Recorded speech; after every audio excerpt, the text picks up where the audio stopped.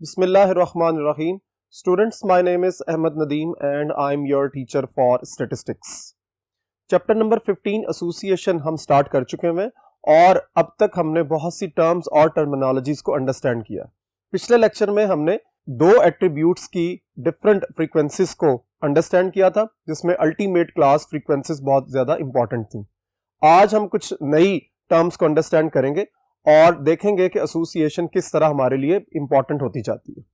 तो चलिए बोर्ड की तरफ देखते हैं और आज की नई टर्म को अंडरस्टैंड करते हैं। आज की जो टर्म है वो है complete association.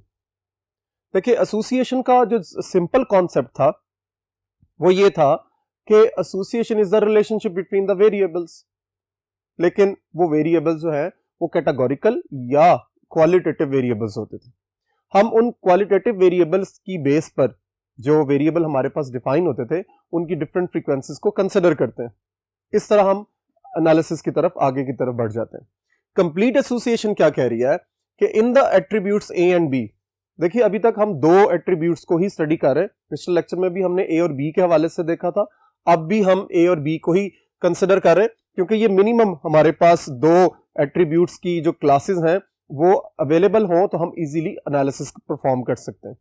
So in attributes A and B, if one of them can not occur without the other, ये बड़ी इंपॉर्टेंट बात है कि can not occur without the other, यानी एक एट्रीब्यूट एग्जिस्ट ना करे या अकर ना करे दूसरे की वजह से या उसके बगैर। देखिए, सो ये पहला उसका अजम्पशन है जो आपने याद रखना है कंप्लीट एसोसिएशन के हवाले से। कॉन्सेप्ट को अंडरस्टैंड करना है कि कंप्लीट एसोसिएशन क्या चीज है कि एक एट्रीब्यूट दूसरे के बगैर एग्जिस्ट ना करे या अकर ना करे, वन।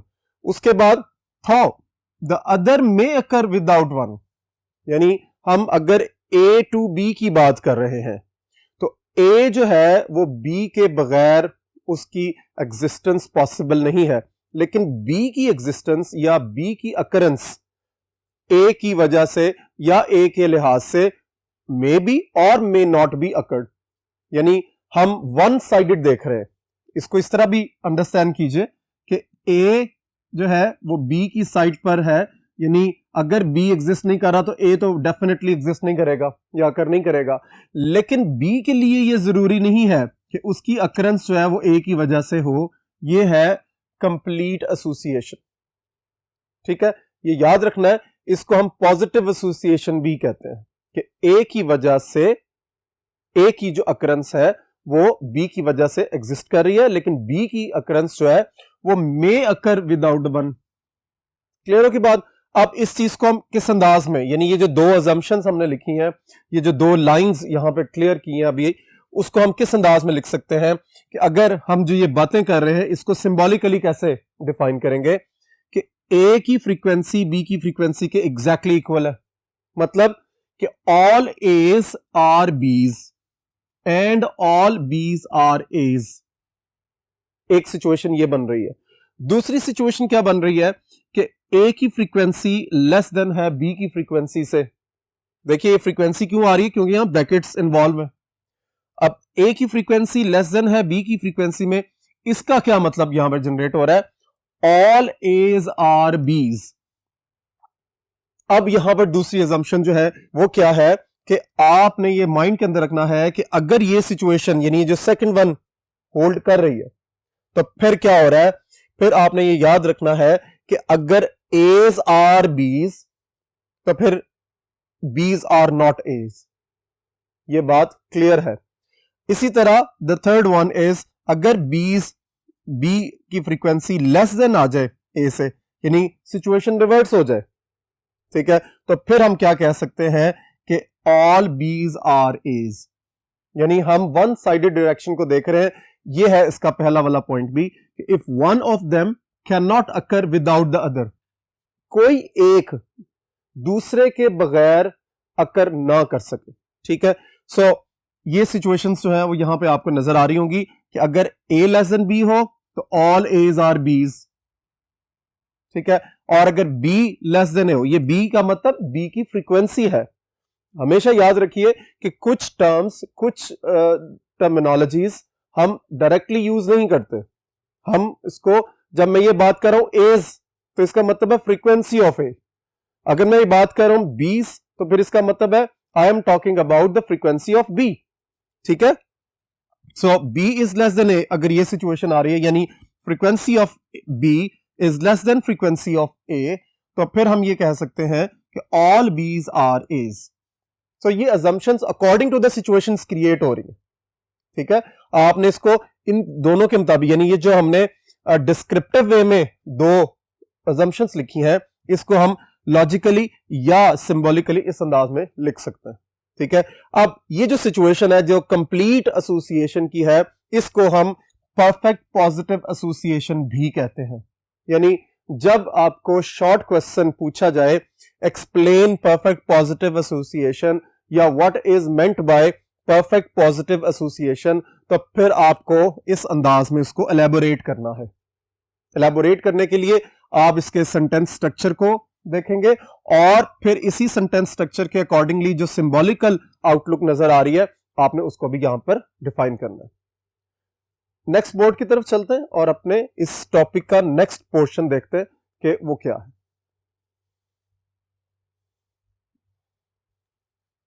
जी, नेक्स्ट है आपके पास कंप्लीट डिसएसोसिएशन। कंप्लीट डिसएसोसिएशन का मतलब ऑब्वियसली, जब हमने अभी इससे पहले बोर्ड नंबर 1 पर कंप्लीट एसोसिएशन पढ़ा, तो कंप्लीट डिसएसोसिएशन ऑब्वियसली उसका रिवर्स हो सकता है या उसका उलट हो सकता है, लेकिन फिर भी इसको अंडरस्टैंड करना है कि none of A's is B and none of alphas is betas. ये क्लियरली माइंड के अंदर रखना है कि अगर एज और बीज, अब ये एज और बीज का मतलब फ्रीक्वेंसी ही है, ये माइंड के अंदर रखना आपने कि एज और बीज, ये जो एट्रीब्यूट्स की जो फ्रीक्वेंसीज हैं हमारे पास, ए की अंदर ऑब्वियसली कुछ इंडिविजुअल्स आएंगे, ये फ्रीक्वेंसी यही जाहिर कर रही है, और बी की फ्रीक्वेंसी ये जाहिर कर रही है कि बी के कुछ इंडिविजुअल्स हैं।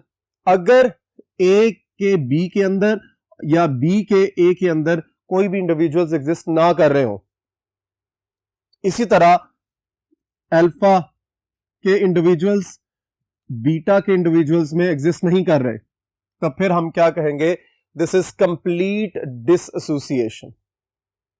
ठीक है, सो मिलता जुलता कॉन्सेप्ट है, सिर्फ वहां पर हमने इससे पहले जो कंप्लीट एसोसिएशन में पढ़ा था, वहां पर क्या था कि एक जो है वो दूसरे के बगैर एग्जिस्ट नहीं कर सकता, अकर नहीं कर सकता। यहां पे हम ये कह रहे हैं कि ए और बी जो है वो अकर कर ही नहीं रहे, उनका आपस में किसी किस्म का कोई रिलेशनशिप एग्जिस्ट नहीं कर रहा या हमें नजर ही नहीं आ रहा। इसी वजह से कहा गया none of A's is B's and none of alphas is beta, और इसी वजह से इसको हम क्या कहते हैं, कंप्लीट डिसएसोसिएशन। और इसका दूसरा नाम क्या है जो अभी इससे पहले हमने कंप्लीट एसोसिएशन के टॉपिक में पढ़ा था, इट इज परफेक्ट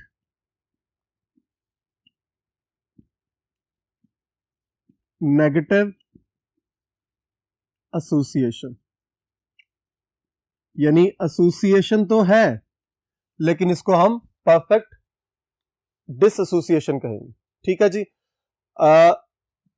लेकिन इसका जो क्लियर नेम है वो है परफेक्ट नेगेटिव एसोसिएशन। ठीक है, अच्छा जी, अब नेक्स्ट हमारे पास बड़ा इंपॉर्टेंट टॉपिक है, वो है कोफिशिएंट ऑफ एसोसिएशन। यानी अभी हमने ये पढ़ लिया कि कंप्लीट एसोसिएशन क्या होती है, कंप्लीट डिसएसोसिएशन क्या होती है। अब हम उसको मेजर करने का एक क्राइटेरिया डिफाइन करने लगे हैं कि अगर एसोसिएशन को आपने मेजर करना है तो क्या फॉर्मूला होगा या क्या टेक्निक होगी। अब पहले कोफिशिएंट ऑफ एसोसिएशन रिप्रेजेंट क्या करता है उसको अंडरस्टैंड कर लेते हैं कि coefficient of association is used to represent the strength of association. Strength of association को रिप्रेजेंट करने के लिए हम क्या करते हैं, यॉल फॉर्मूला यूज करते हैं, और ये जो यॉल फॉर्मूला है इसको Q से डिनोट किया जाता है। ठीक है, स्ट्रेंथ ऑफ एसोसिएशन से क्या मुराद है, याद रखिए कि जिस तरह कोरिलेशन के अंदर हमने एक चीज को डिफाइन किया था कि कोरिलेशन का मतलब है the interdependence of one variable to another, और उसमें हम दो वेरिएबल्स के दरमियान स्ट्रेंथ को देख रहे होते हैं, अफेक्शन को देख रहे होते हैं, how one variable can affect the other. इसी तरह यहां पर भी यही है कि कोएफिशिएंट ऑफ एसोसिएशन दो एट्रीब्यूट्स की स्ट्रेंथ को रिप्रेजेंट कर रहा है, ठीक है। और ये स्ट्रेंथ ऑफ एसोसिएशन का मतलब हरगिज पॉजिटिव सेंस में नहीं है, नेगेटिव सेंस में भी हो सकता है। जिस तरह हमने यहां पर ये कहा परफेक्ट नेगेटिव एसोसिएशन, यानी अगर नन ऑफ एज इज बीज तो फिर ये परफेक्ट नेगेटिव एसोसिएशन है लेकिन नेगेटिव सेंस में। इसी तरह यहां पर जब हम स्ट्रेंथ ऑफ एसोसिएशन की बात करेंगे तो स्ट्रेंथ ऑफ एसोसिएशन का मतलब ये हरगिज नहीं है कि वो बड़े आपस में क्लोज हैं, वो पॉजिटिव सेंस में नहीं हो सकता, वो नेगेटिव सेंस में भी है। सो पॉजिटिव और नेगेटिव दोनों सेंसेस आपने माइंड के अंदर रखनी है, फिर हम इस स्ट्रेंथ ऑफ एसोसिएशन को अंडरस्टैंड करते हैं, ठीक है। अब ये फॉर्मूला तो योर्स फॉर्मूला हो गया क्लियर, क्यू से इसको डिनोट करेंगे। जरा इसकी आउटलुक देखें फॉर्मूले की, ठीक है। फॉर्मूले की आउटलुक जरा देखें क्या है, Q is equal to A B multiply by alpha beta. बहुत इंपॉर्टेंट बात है ये। फिर वही बात कि मैं ए बी की बात कर रहा हूं, लेकिन इस ब्रैकेट की वजह से आपके माइंड में बिल्कुल क्लियर होना चाहिए कि अगर मैं ए बी की बात कर रहा हूं लेकिन वहां ब्रैकेट भी लिखी हुई है तो इसका मतलब यह है कि I am talking about the frequency of A B, ठीक है। अल्टीमेट क्लास ए बी जिसके अंदर एट्रीब्यूट ए बी है और एट्रीब्यूट बी भी है। इन दोनों को जब कंबाइन इनकी फ्रीक्वेंसी देखेंगे, इसको आपने मल्टीप्लाई कर देना है अल्फा बीटा के साथ, ठीक है। उसके बाद माइनस करना है A beta multiply by alpha B, और जो न्यूमरेटर का आपको आउटलुक नजर आ रहा है उसी को दोबारा लिखेंगे लेकिन प्लस के साथ। सो बेसिकली आपको यह याद रखना है व्हाट इज योर न्यूमरेटर। सो जब आप दो एट्रीब्यूट्स को डील कर रहे हैं 2x2 टेबल के अंदर, तो फिर उस टेबल में इसको किस तरह जनरेट करना है ये हमने लास्ट लेक्चर में भी देखा था कि अगर आपके पास फॉर एग्जांपल दो एट्रीब्यूट्स हैं बी, जिसमें हम बी और बीटा कहते हैं, और इसके बाद ए एट्रीब्यूट है, इसको ए और अल्फा कहते हैं। तो यहां पर जो जनरेशन हो रही है जरा गौर से देखिए, फ्रीक्वेंसी के कॉन्टेक्स्ट में बात हो रही है।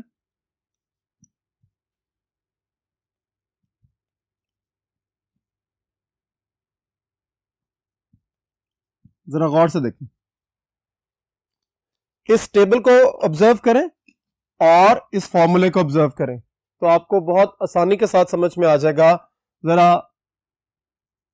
ये डायगोनल देखिए, इस डायगोनल में आपको क्या नजर आ रहा है, ए बी और अल्फा बीटा। जरा गौर से देखिए, A B is multiplied with alpha beta. फिर उसके बाद जरा अगला इसका पोर्शन देखें जो ये ऑफ डायगोनल सिचुएशन बन रही है, ठीक है। ये है जी ए बीटा और ये है आपका alpha B. So look at that, A beta and alpha B. So अगर किसी को मैट्रिसेस का कॉन्सेप्ट माइंड के अंदर है तो वहां से भी इसको अच्छे तरीके से आप लर्न कर सकते हैं या अंडरस्टैंड कर सकते हैं। This is the opening of determinant, ठीक है। जरा इसको भी ऑब्जर्व कीजिए कि अगर मैंने 2x2 मैट्रिक्स है मेरे पास 2 4 6 8 और इसका मैंने डिटर्मिनेंट ओपन करना होता था तो क्या करता था, 8 को 2 से मल्टीप्लाई करते थे, 16 माइनस ऑफ डायगोनल की एंट्रीज आपस में मल्टीप्लाई होती थी और वो है 24, ठीक है। सो ये डिफरेंट वेज है लर्निंग के।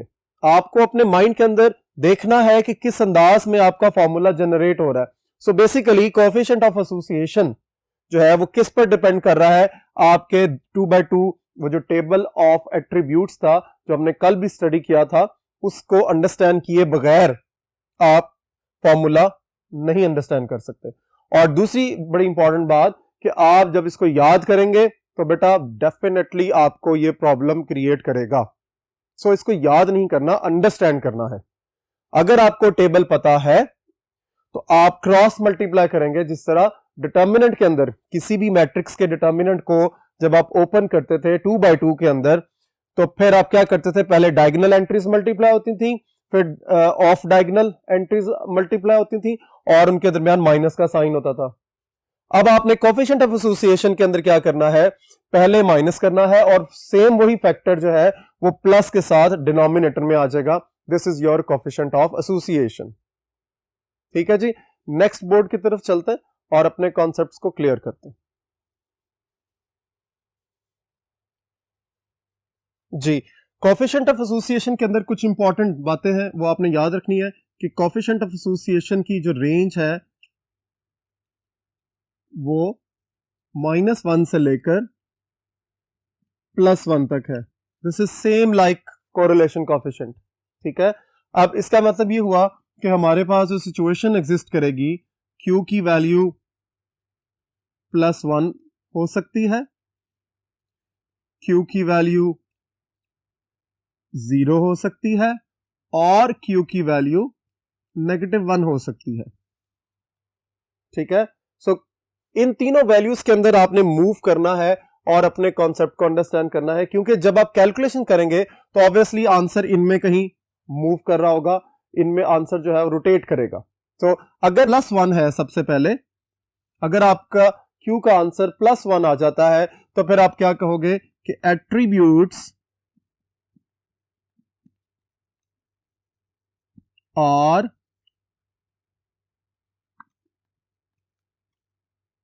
completely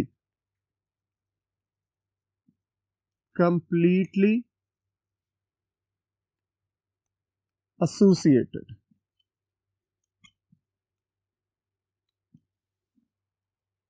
ठीक है, और अगर -1 आ जाता है तो फिर आप क्या लिखोगे, एट्रीब्यूट्स आर completely disassociated।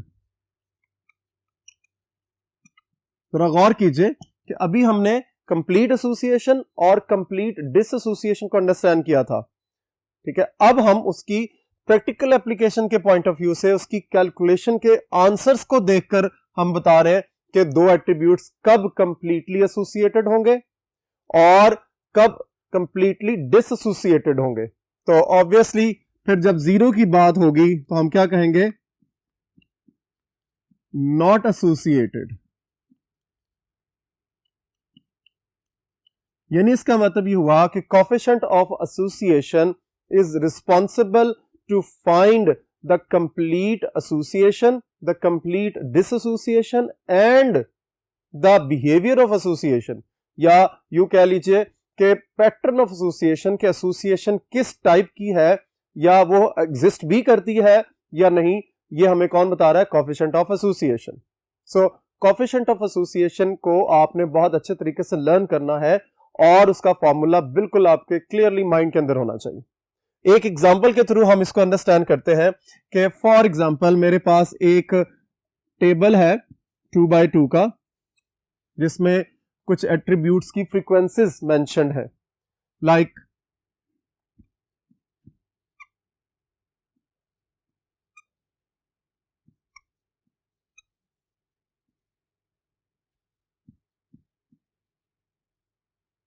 ये इस तरह आपको टेबल गिवन है और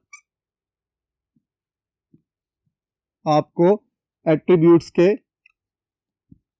हवाले से टोटल्स भी मेंशन्ड है, लाइक दैट। ठीक है, एक टेबल जनरेट हो गया, आपको इसको माइंड के अंदर रखना है कि किस तरह ये टेबल जनरेट होगा, और अगर इंडिपेंडेंटली आपको वैल्यूज गिवन हुई है तो आपको किस तरह इसको टेबल के अंदर पुट अप करना है। अब हम क्या करेंगे, अगर कोफिशिएंट ऑफ एसोसिएशन लिखना है तो सबसे पहले आप उसका फॉर्मूला पुट अप करेंगे, लेकिन चूंकि फॉर्मूला हम कर चुके हैं, मैं सिर्फ एक सिंबॉलिक आउटलुक आपको बता रहा हूं कि किस तरह आप कैलकुलेट करेंगे। देखिए अभी हमने देखा, इसको अंडरस्टैंड किया कि किस तरह डायगोनल मल्टीप्लाई होंगे। सो 40 मल्टीप्लाई बाय 50 प्लस, जरा गौर कीजिए क्या था, प्लस या माइनस, अभी चूंकि बोर्ड नंबर 2 आपके सामने नहीं है इसलिए मैं पूछ रहा हूं, क्योंकि आपको क्लियर माइंड के अंदर आ जाएगा कि ये बात सही है या गलत है। सो इसको याद रखना है कि एक हिंट मैंने आपको दिया था, वो हिंट क्या था कि जब आप 2/2 का डिटर्मिनेंट ओपन करते हैं तो वही प्रोसीजर यहां पे अप्लाई होगा। सो इसका मतलब है यहां पर माइनस होगा। सो डायगोनल मल्टीप्लाई होंगे, फिर ऑफ डायगोनल वैल्यूज मल्टीप्लाई होंगी और सेंटर में माइनस का साइन आ जाएगा। और यही जो फैक्टर्स आपने न्यूमरेटर में लिखे हैं यही डिनोमिनेटर में आएंगे, लेकिन उसका साइन क्या होगा, ऑपोजिट हो जाएगा, वो प्लस हो जाएगा। सो इसको आप सिंप्लीफाई कर लेंगे। देखिए 2000 माइनस 1800 डिवाइडेड बाय 2000 प्लस 1800। याद रखिए ये बात पिछले कुछ लेक्चर्स में भी मैंने आपसे शेयर की थी कि जितनी ऑरल कैलकुलेशन पॉसिबल हो सके आप ऑरल कैलकुलेशंस की तरफ मूव करें। कैलकुलेटर का इस्तेमाल उस वक्त करें जब आपने बहुत ज्यादा कॉम्प्लिकेटेड कैलकुलेशंस करनी है। सो यहां बड़ा इजीली हम देख सकते हैं कि 2000 में से अगर माइनस कर दिया जाए 1800 तो आपके पास बचता है 200 डिवाइडेड बाय, और 2000 में 1800 ऐड कर दें तो आपके पास क्या आएगा जी, 3800। सो फर्दर आपके पास 1/19 आंसर होगा, और इसी 1/19 को आप पॉइंट्स में चेंज कर लेंगे तो आपका आंसर आ जाएगा 0.056। ठीक है, अब आप देखिए जरा गौर कीजिए, क्या ये जीरो है? ऑब्वियसली नॉट, क्योंकि ये जीरो के बाद कुछ एग्जिस्ट कर रहा है। नेगेटिव साइन नहीं है, इसका मतलब है ये पॉजिटिव साइड पर जा रहा है। यहां पर हम क्या लिखेंगे, पॉजिटिव एसोसिएशन बिटवीन एट्रीब्यूट्स।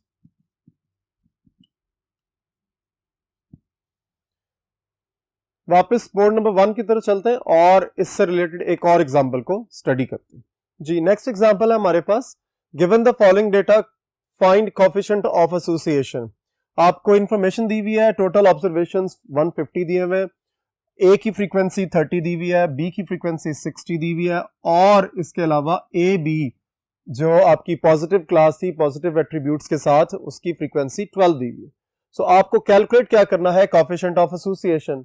अगर आप कोएफिशिएंट ऑफ एसोसिएशन के फॉर्मूले को माइंड के अंदर रखें तो फिर आपके पास कुछ इंफॉर्मेशन मिसिंग है, क्योंकि आपको सारी की सारी अल्टीमेट क्लास फ्रीक्वेंसीज रिक्वायर्ड है। अब अल्टीमेट क्लास फ्रीक्वेंसीज में सिर्फ ए बी ही आपको मेंशन्ड है, इसके अलावा कुछ भी मेंशन नहीं है। तो याद रखिए इस तरह का क्वेश्चन जब भी आपको मिले तो आपने सबसे पहले टेबल इसका जनरेट करना है, टेबल को कंप्लीट करने के बाद अपनी अल्टीमेट क्लास फ्रीक्वेंसीज को फाइंड करना है, फिर आप कोएफिशिएंट ऑफ एसोसिएशन का फॉर्मूला इस पर अप्लाई करेंगे। सो देखिए मैं एक आउटलुक जनरेट करता हूं टेबल की, जिससे आपको अंदाजा हो जाएगा कि हमने टेबल को किस तरह बनाना है। देखिए आपको याद होगा लास्ट लेक्चर में भी हमने एट्रीब्यूट्स को डिफाइन किया था।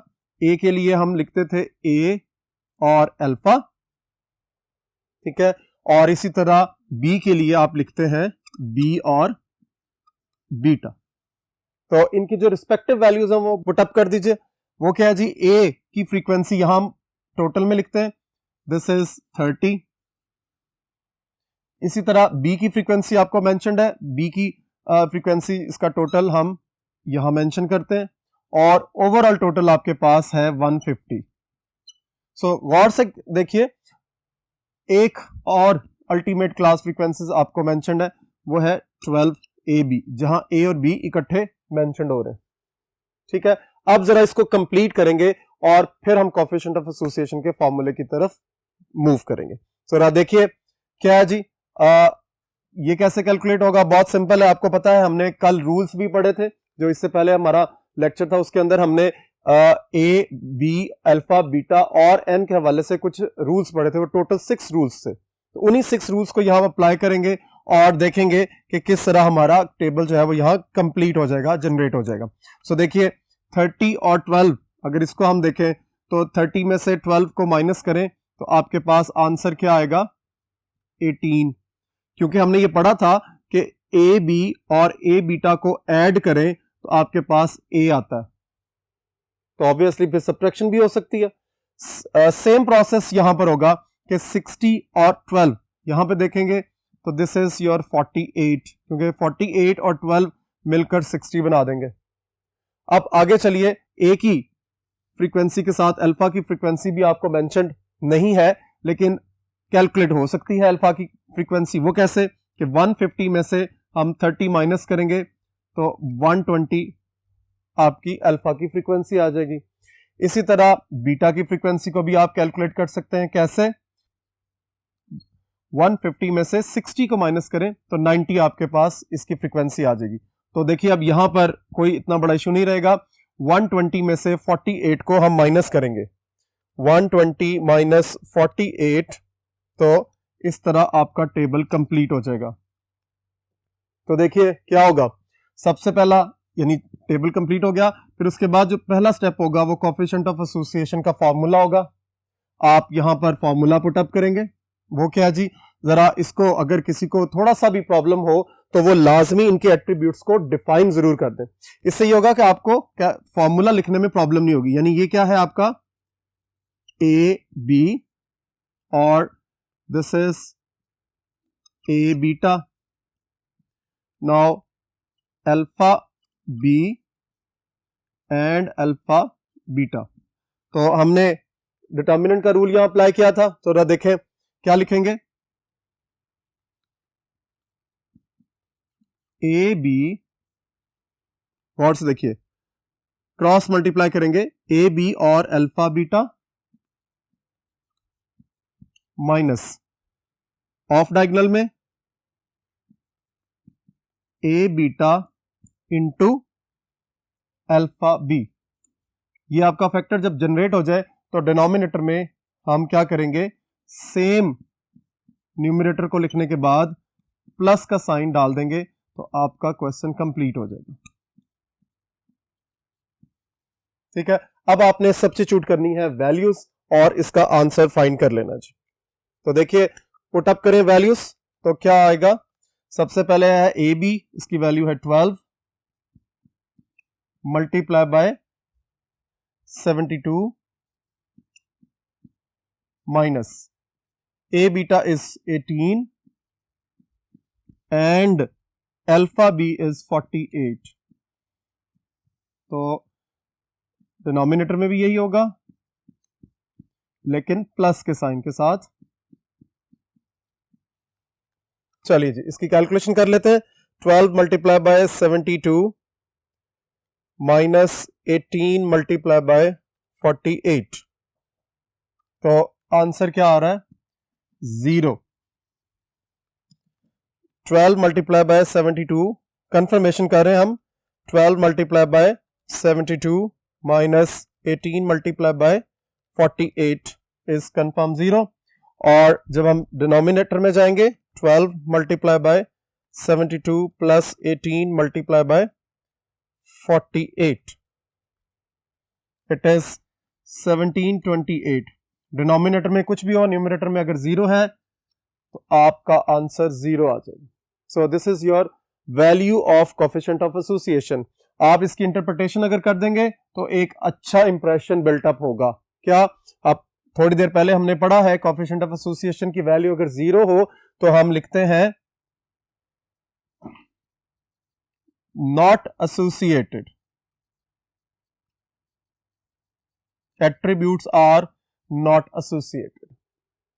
होप आज का लेक्चर आपको यहां पर अच्छे तरीके से क्लियर हो गया होगा कि किस तरह आपने कंप्लीट एसोसिएशन और कंप्लीट डिसएसोसिएशन में डिफरेंस को क्रिएट करना है।